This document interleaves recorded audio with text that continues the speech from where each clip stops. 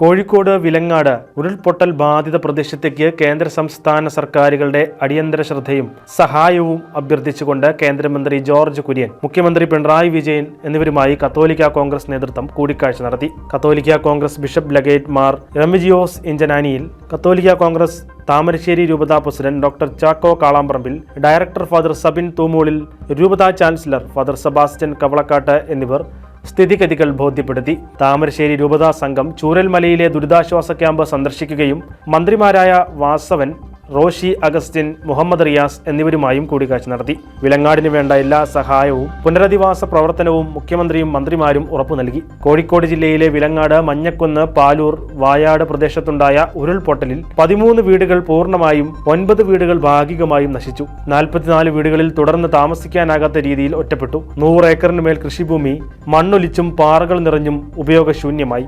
ഏകദേശം 10 കോടി രൂപയുടെ മേൽ നാശനഷ്ടം കാർഷിക മേഖലയിൽ മാത്രം ഉണ്ടായിട്ടുണ്ട്. റോഡുകൾ തകർന്നതിനാൽ ഒറ്റപ്പെട്ട നിലയിലാണ് പല പ്രദേശങ്ങളും.